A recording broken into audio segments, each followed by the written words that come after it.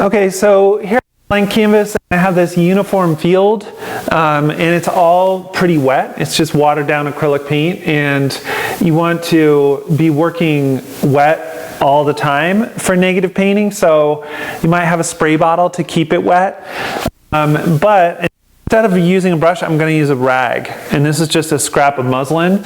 Now, if I'm working on a portrait, see, you can't really think about the eyes. And all that you need to do here is to wipe away with the rag so that the field gets lighter. If you were really into this, you might do it on a board and make the surface as smooth as possible. But I think this is about right for, this is about what you would expect on any surface. So I'm thinking about a portrait, and I'm starting with, just the sense of the top of the head, right? So I think about all of the places where the light hits it.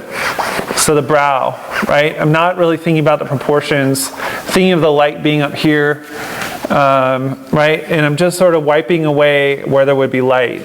Now, three-quarter portrait can be pretty hard if you're drawing it positively, but in this case, I just know, the nose is going to be long, and it's going to be this direction. I know the nose has a little ball on the end, and it's going to be here, right? So I'm just thinking about, maybe more of like the touch of your face instead of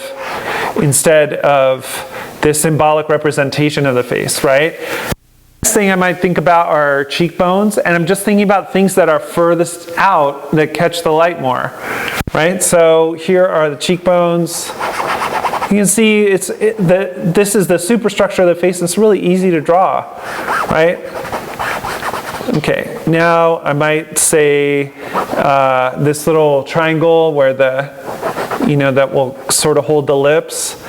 All right, cool. And then below that we have the chin, right? The chin is another prominent area. And so I'm not allowing myself to do any details, but first I'm just working with this structure, and it's it's a little bit arduous and a little bit out of control, but that's good because it makes sure that it has to be big, right? I know the cheekbones are here. I know like maybe the lips are an area, even the bottom of the jaw I can kind of lay in, right? I want, if there's light falling on the hair of the figure, it'll be over here, right? Okay, so now I'm going down to, maybe the front of the neck, the top of the shoulders, etc., right? And then this stuff, maybe I'll just gesture it in because it's not, because the light's not really going to be hitting it. But in that way, I'm doing kind of the opposite of positive painting, right? I don't have eyes, I don't have nostrils, I don't have a mouth, I don't have anything, but I have them placed correctly, right?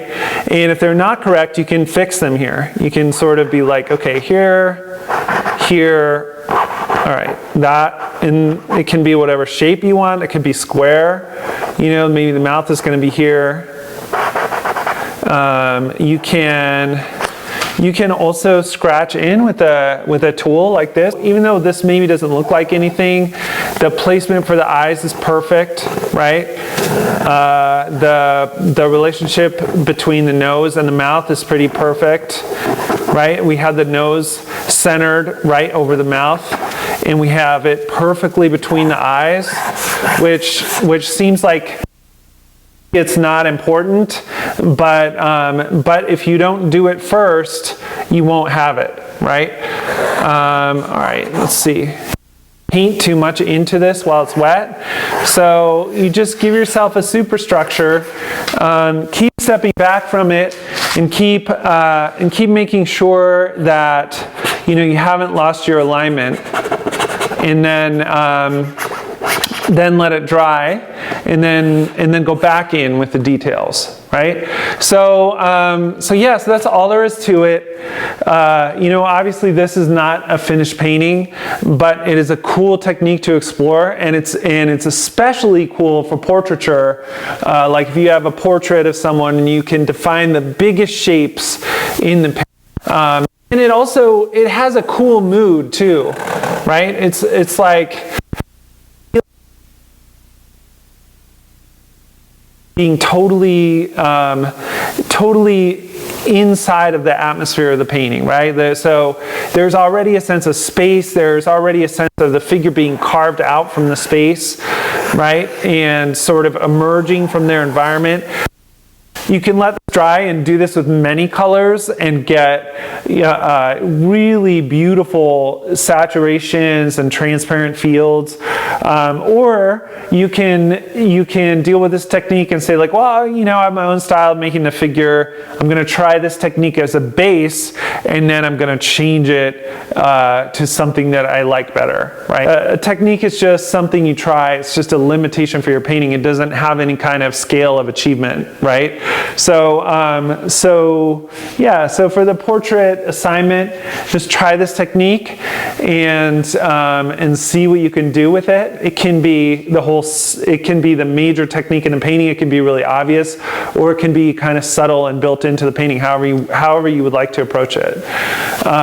Okay, so I hope you like that, and that's it. I'm looking forward to what you guys make. All right, I will see you in 2 weeks. So this week you're going to work on the painting, and then a week from now you're going to bring the painting for critique. Please Slack me if there's any questions or anything like that. All right, bye.